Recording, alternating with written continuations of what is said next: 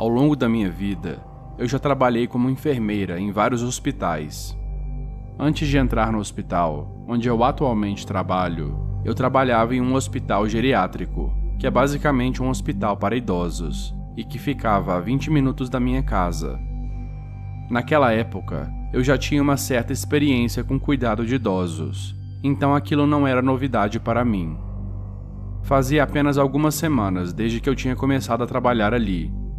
Essa história aconteceu no meu penúltimo plantão naquele hospital, sem que eu soubesse na época que aquele seria o meu penúltimo plantão.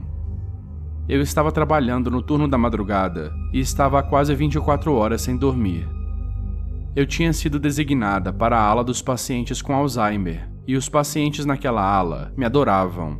A minha presença jovem certamente alegrava as pessoas que ali residiam. Eu era uma mulher nova e animada de 20 e poucos anos, em meio aos pacientes idosos que, na maior parte do tempo, eram deixados sozinhos para vagar nas suas próprias mentes. Quando você é deixado sozinho, você pode mentalmente ir para outros lugares, mas quando alguém entra no seu espaço físico, você pode ser trazido de volta para aquele momento na realidade. Eu era essa pessoa que muitas vezes trazia os pacientes de volta para o presente. Naquela noite, eu estava lidando com vários pacientes, mas uma certa paciente estava mais agitada do que o normal. O nome dela era Beatriz, e aquela era a minha primeira noite lidando com ela. Toda vez que eu entrava no quarto dela, ela ficava me contando sobre as vozes que ela estava escutando e sobre o homem de preto que ela via no canto do quarto. A outra paciente que estava no mesmo quarto falou comigo e pediu para que eu fechasse a cortina da sua cama, para que Beatriz deixasse ela em paz. Essa outra paciente era uma velhinha muito gentil, que sorria sempre que eu estava por perto, mas ela não costumava falar muito, e ela era bem esquecida.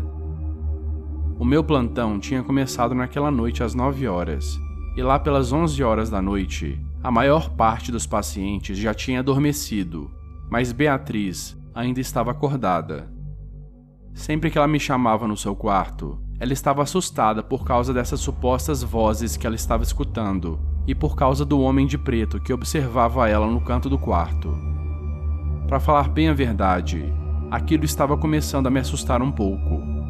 Eu acredito que, na cabeça dela, ela realmente estava escutando e vendo essas coisas. Então eu realmente sentia pena dela, porque eu imagino que devem ser coisas bem assustadoras para uma velhinha ficar vendo. E mesmo nessa situação complicada, eu estava fazendo o meu melhor, tentando fazer com que ela se acalmasse para finalmente adormecer.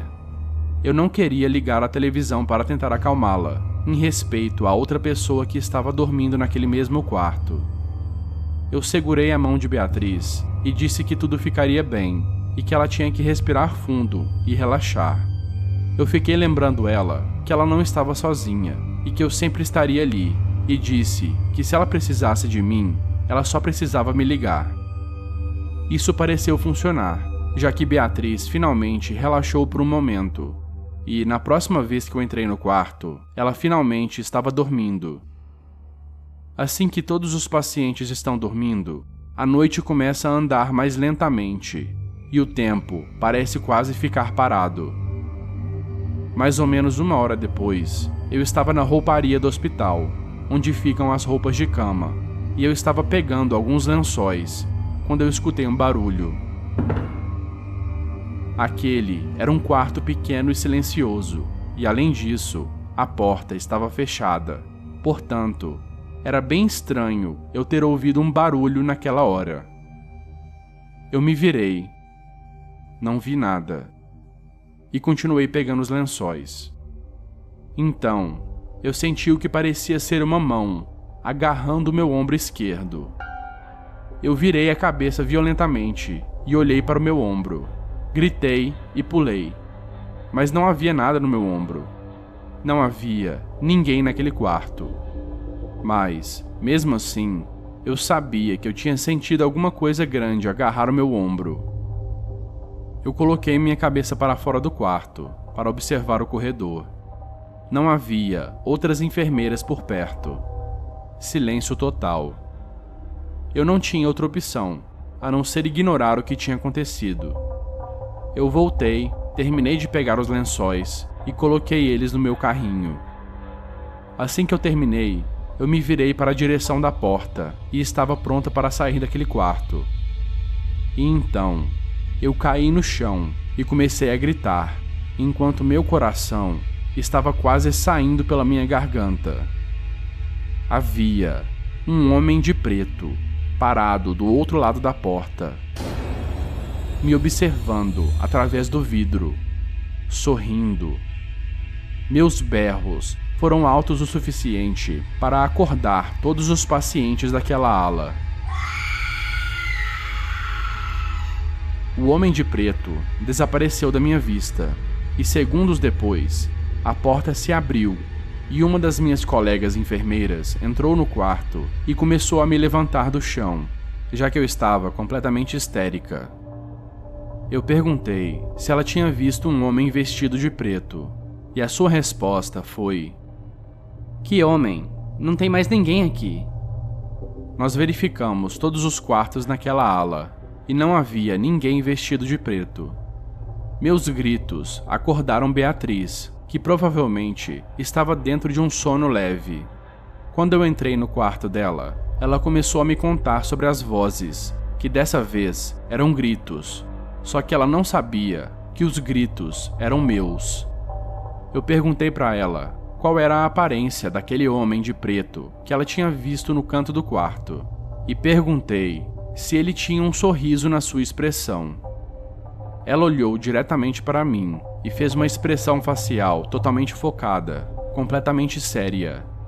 Ela me perguntou como que eu sabia do sorriso, e mesmo com meu coração já batendo rápido, eu senti ele acelerar ainda mais assim que ela me perguntou aquilo. Beatriz então começou a gritar, berrando e pedindo para sair dali, dizendo que o homem estava vindo para pegar ela. As outras enfermeiras entraram no quarto e tentaram acalmá-la.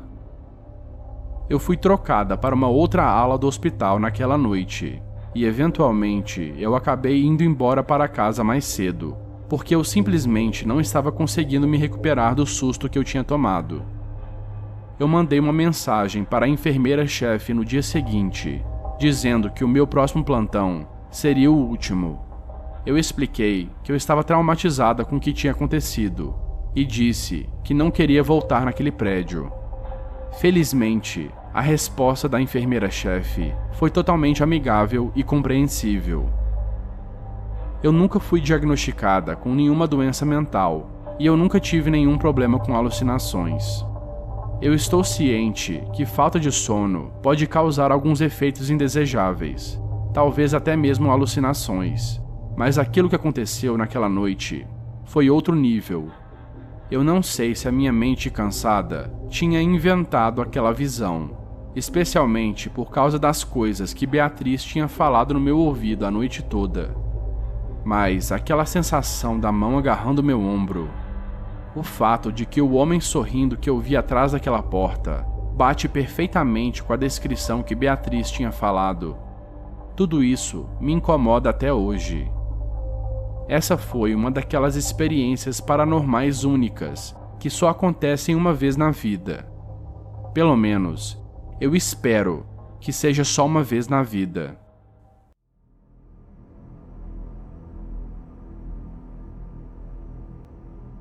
Eu era um novo assistente de enfermagem em um hospital local, e eu trabalhava no turno da noite. Eu estava animado por finalmente ter conseguido o trabalho depois de me esforçar muito, e eu me oferecia para fazer qualquer tarefa que ninguém mais queria fazer. Na maioria das vezes, eu fazia os trabalhos mais difíceis.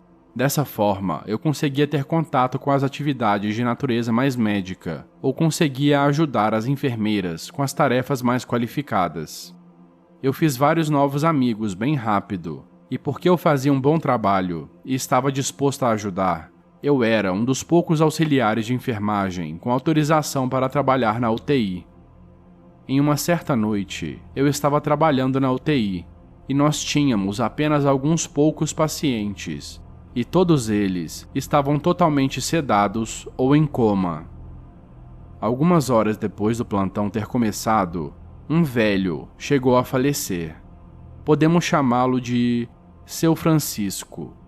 E depois que a família foi embora, eu entrei, limpei, vesti e transportei ele para o necrotério. Depois disso, a noite estava bem calma.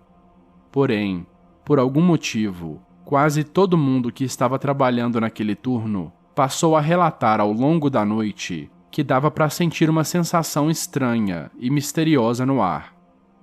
Eu estava com a estranha sensação de que alguém estava me observando e estava sentindo até alguns arrepios. Todos os quartos na UTI possuem luzes de chamada, que ficam em cima da porta dos quartos. Assim que o paciente aperta o botão de emergência que fica dentro do quarto, a luz de chamada do quarto se acende e faz um barulho, alertando a equipe médica que o paciente apertou o botão e precisa ser atendido. E por volta de 3:30 da manhã, todas as luzes de chamada dos quartos começaram a piscar, mas sem fazer nenhum barulho. Então, assim como de repente elas tinham começado a piscar, de repente elas pararam de piscar. Naquele momento, quase toda a equipe médica da UTI estava no posto das enfermeiras, e uma das enfermeiras comentou sobre como era assustador aquelas luzes piscando do nada, e todos nós tentamos rir um pouco da situação. Outra enfermeira disse que provavelmente era o Seu Francisco tentando se despedir ou tentando dizer olá. Assim que aquelas palavras saíram da boca daquela enfermeira, o som da luz de chamada de um dos quartos reverberou na UTI. Quase todos nós pulamos de susto naquele momento e começamos a olhar ao nosso redor, e passamos a investigar para saber qual era o quarto com paciente que tinha nos chamado. Naquele momento, nós nem conseguimos perceber imediatamente o fato de que era impossível algum paciente ter apertado o botão de emergência. Mas, como já estava muito tarde, às vezes é normal ficar cansado e não pensar nos detalhes, como por exemplo, pensar sobre o fato de que todos os pacientes daquela noite estavam ou sedados ou em coma. E foi então que eu decidi olhar na direção oposta, na direção que ninguém estava olhando. Eu estava olhando para o quarto vazio do Seu Francisco. No topo do quarto, a luz vermelha de chamada estava acesa. E, dentro do quarto, a luz também estava acesa. Naquele momento, a secretária daquela sessão anunciou para todo mundo qual era o número do quarto que estava piscando na tela do seu computador, e todo mundo congelou. Todo mundo lentamente virou a cabeça para olhar na direção que eu já estava olhando, na direção do quarto vazio que antes estava ocupado pelo Seu Francisco. "Isso é impossível", uma enfermeira disse. E naquele momento, a luz de chamada se apagou e ao mesmo tempo, a luz de dentro do quarto também se apagou. Todos nós ficamos ali paralisados por alguns minutos, esperando mais alguma coisa acontecer, mas felizmente, mais nada aconteceu. Nós trabalhamos em completo silêncio pelo resto daquela noite, olhando para aquele quarto vazio de vez em quando, aliviados ao não ver nada fora do normal. Nós não chegamos a falar sobre o que tinha acontecido e não fizemos mais nada sozinhos naquela noite, sempre andando em pares para qualquer lugar. Aquela noite foi só o início do trabalho mais assustador que eu já tive na minha vida. Porém, nada nunca superou aquele acontecimento daquela noite.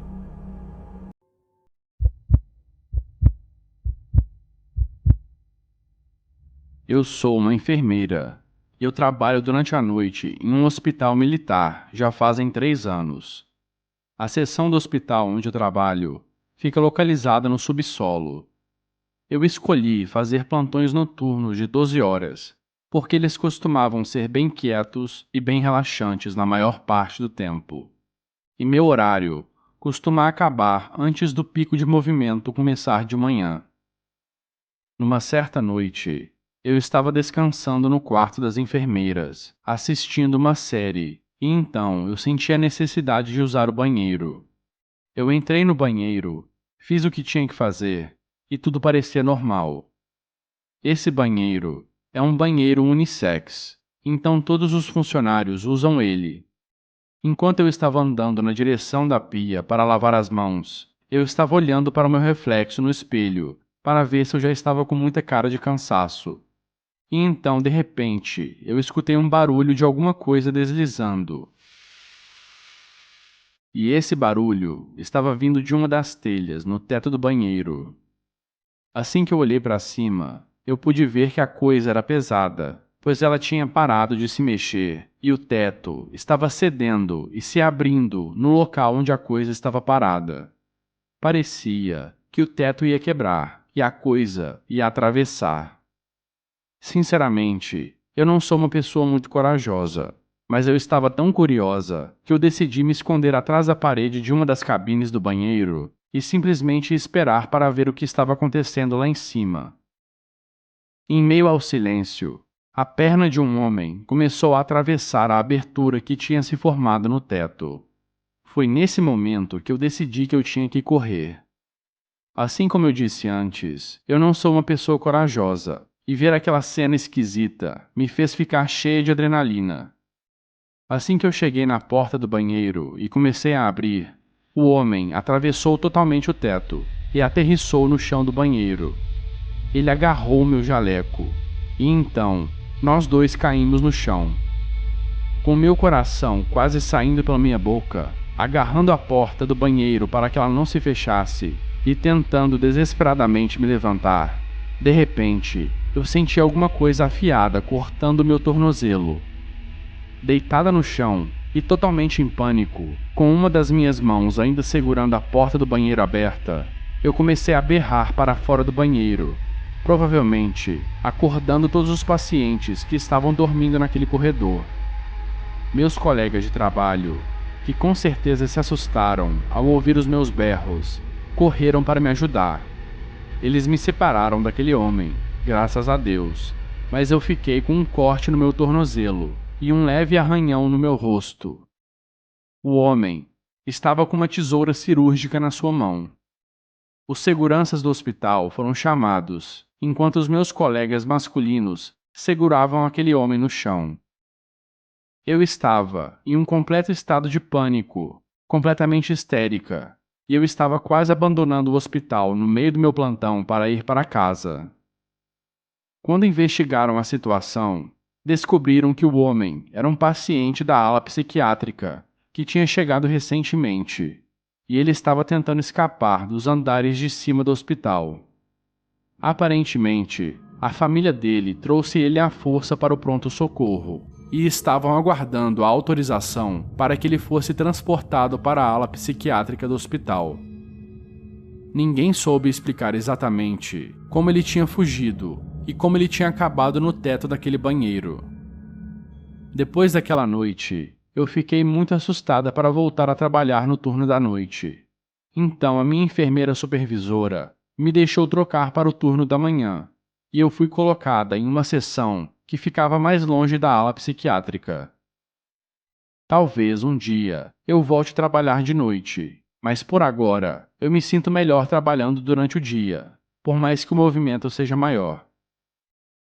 Esse incidente acabou me ensinando a horrível experiência de realmente sentir medo de verdade, e isso é algo que eu não quero sentir nunca mais.